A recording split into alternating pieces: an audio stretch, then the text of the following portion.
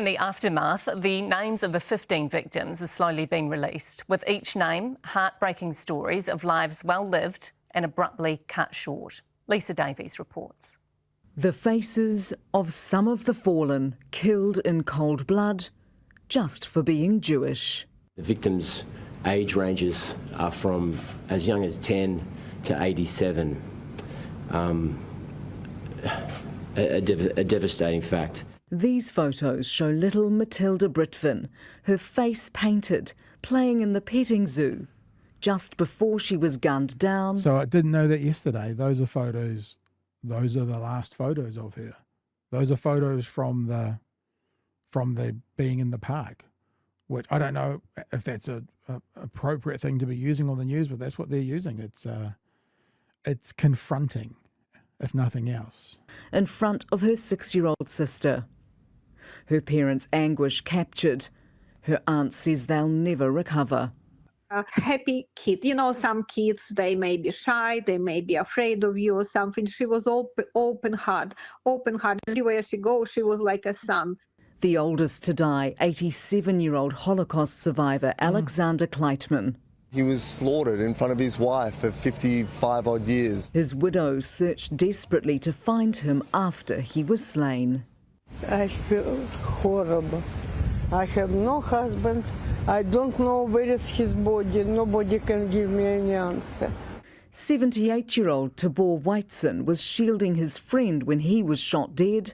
His grandson, a paramedic, had rushed to find him, only to discover his grandfather's body. We were just yesterday with him. I didn't know this was going to be, the last day. It was just devastating. The last day for 15 innocent souls, ending in bloodshed. These are the people that I see in synagogue all the time. This is my family. Those unable to evade the rain of bullets, remembered. We're going to hold together as a community, and hopefully governments, police, everybody else will do their jobs, and we wipe out this kind of disgusting behaviour. Today, flowers were laid beneath the crime scene tape. There's no one in the community who isn't still stunned. We are shocked, but not entirely surprised. Their deaths cannot be in vain. Their faces can never be forgotten. Lisa Davies. So, shocking. Finding out more about the shooters as well. I don't know if we want to pay them any attention tonight. Who they were, what they were about, those are coming out as well. Linked to Islamic State, though, as a part of it. Just looking, there was this gentleman here as well. I think we'll watch it. I think it might have been, was it a Kiwi? It doesn't matter, actually. There was a gentleman who was interviewed on One News who was helping with one of the, ended up being the rabbi. He was helping, trying to save him. And again, just accounts from people the day after with some realities brought a bit closer and explanations told as well. At Bondi Beach, people continue to bring flowers to mourn the fallen. Among those reflecting on the terrifying attack, a New Zealander who found himself in the middle of the shooting, desperately trying to save a life. He spoke to Simon Mercier. It was chaos. There were people running up the road, away from the beach. Among the thousands caught up in Sunday's carnage was a New Zealand surfie, Rupert Gillies. We started running out the surf skis as sort of makeshift stretchers. Then Rupert noticed one man unattended. So I went over to him and I could tell that he still had some life in his eyes. He was breathing very softly. He was Rabbi Eli Schlanger, a father of 5. His baby son born 6 weeks ago. Ladies and gentlemen, may you be inscribed and sealed for a year full of joy and happiness. We did continuing rounds of chest compressions. We tried to locate the bullet wounds to stem bleeding because there was a lot of blood. The entire time we were doing this, he had his friends around him and they were reading prayer to him throughout and talking to him. Rupert and his surfing mates took turns doing CPR on the wounded man and spent 45 minutes with him, hoping and believing they could save him. When the paramedics arrived, we were told to stop because he had passed. I mean, I was convinced that we would be able to bring him back and wanted to keep going, so it was very difficult. Had you ever been in a position like that before? Can we stop for a little bit? It's been an overwhelming experience for Rupert, as it has for the many, many hundreds who came to Bondi Beach last night. They came again from dawn today to pay their respects. Among them, Sydney's Aussie Rules team, greeted by a local rabbi.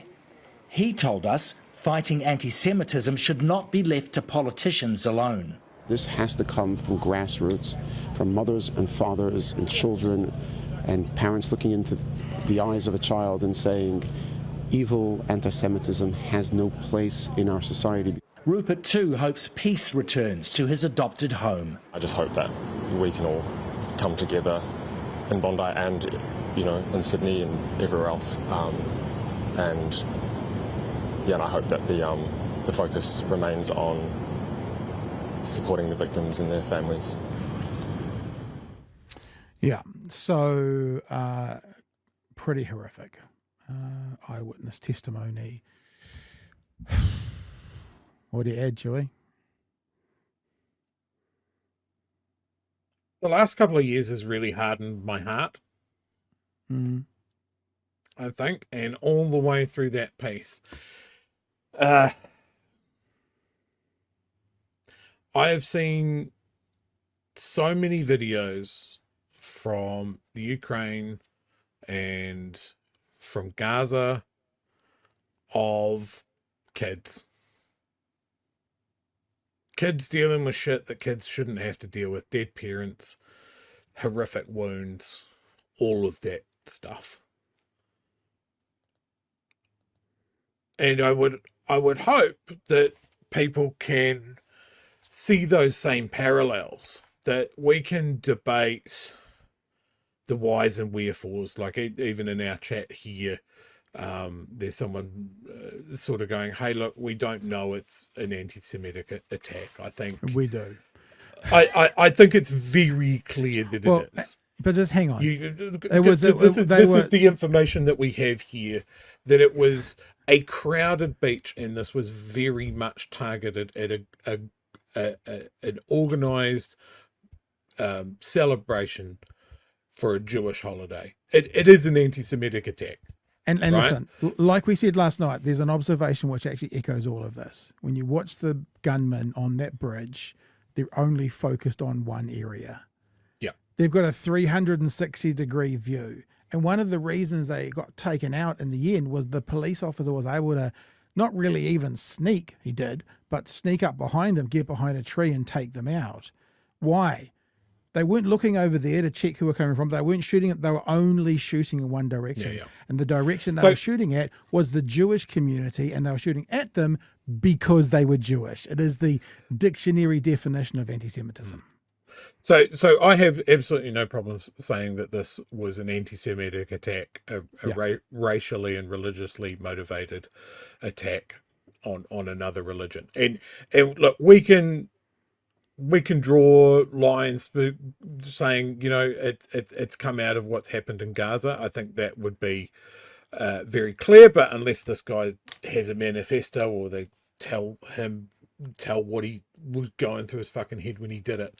Like, at the end of the day, there were kids and innocents that had nothing to do with what's going on in Gaza that are paying the price, right? And there are kids in Gaza that are paying the price for something that they had nothing to do with. And there are kids in Ukraine that are paying the price for things that old scared men have made the decision for. They've rolled the dice on what they're going to do because they've got big ideas and it's bigger than one person and all of this sort of stuff. And then it's just innocent people that get fucking caught in the mincer. And the risk here is in that vacuum of shock where people are going, why and who? The most horrid people you can imagine run in. And their first thought is not how to rationalize this, or not how to, look, we just need a moment here. It's how can I turn this to my benefit? Yeah. How can I use this to promote my ideology, my view, my political leanings? And that is happening right now. Australia's worst politicians have gone to Bondi today. Barnaby Joyce and what's-her-face Hanson were there. Pauline Hanson. You've got American commentators, American influencers. Destiny Church, Pillock. Destiny Tamaki. Church, all of these guys, that the days of like, maybe it's unseemly for us to politicize this for our own benefits. Our own politicians have walked right up to that line. I notice, Nicole McKee, someone that is looking at loosening the laws that we put in place after our mass shooting, has a very heartfelt statement to put out. Now, how do we feel about, that little girl that was in the photo being used for that? How do we feel about a Holocaust survivor? Imagine surviving Hitler to then be ended that way. Fucking hell. Like, and like, even as that piece was playing, and I'm trying to sort of go, look, we can't talk about this story I can't talk about the story and not say, yes, it's monstrous. Yes, it's sad that these innocent people died. But I've been looking at videos of innocent people dying literally every day for the last 5 years. And it's all sad. It's all tragic. It's all someone's entire world collapsing. And these ghouls are still bringing out their organ grinder monkey to make it worse. When does it stop? And has happened today exactly what I said would happen. People are pointing the finger at the Muslim community and they're connecting it to Hamas. Exactly what I said, and they are unfortunately missing the fact that a Muslim man is the hero of that. They choose to ignore that part of it. And I was just kind of sitting here thinking maybe we just leave it tonight and we don't do it. But you've said, politicizing this. So not yet, not stopping this conversation, but I think we will play that bit on Trump and Rob Reiner, because that's the politicization of a death and the hypocrisy of a right who were up in arms about Charlie Kirk. We're not going there yet, but I'm just saying I think it's the continuation of this before we wrap up for the night. I just don't.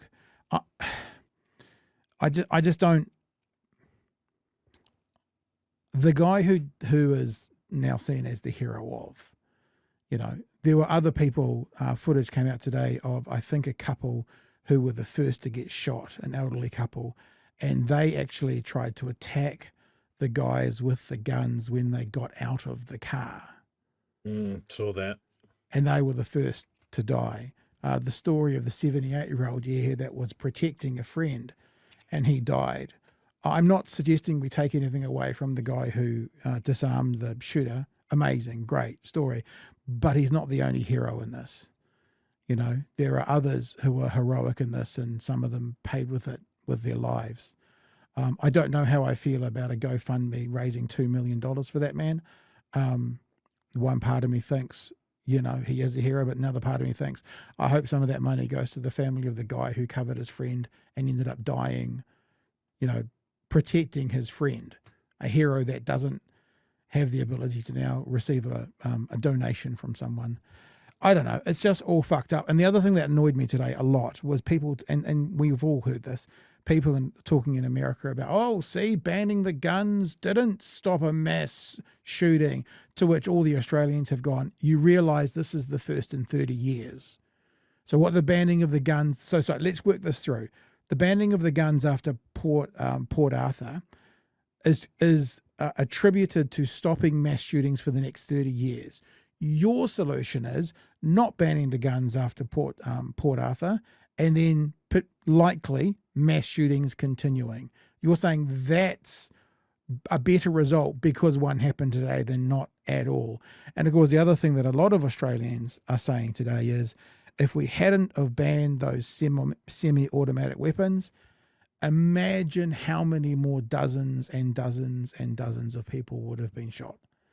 No reloading, long magazines, just more and more and more. Basically, they're not machine guns, but what they are, semi-automatics.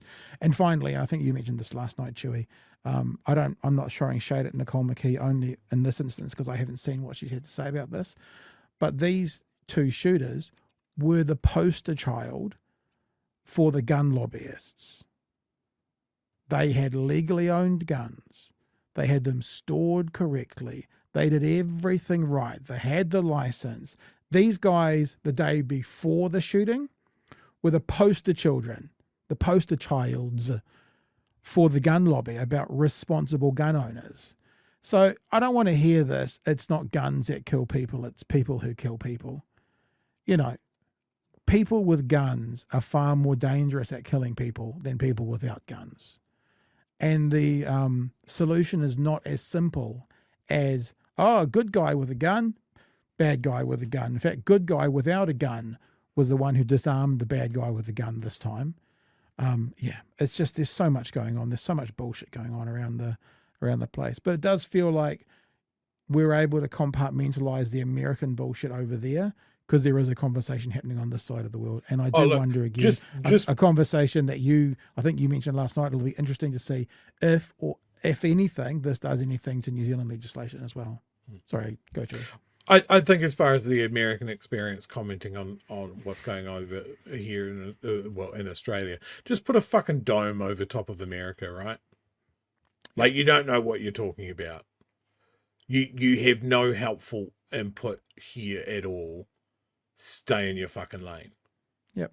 And your lane is we will ask your opinion on how many dead children you want to ignore just because guns are fun. Yeah. The king is not coming to get you. You just like guns. It's a cool toy.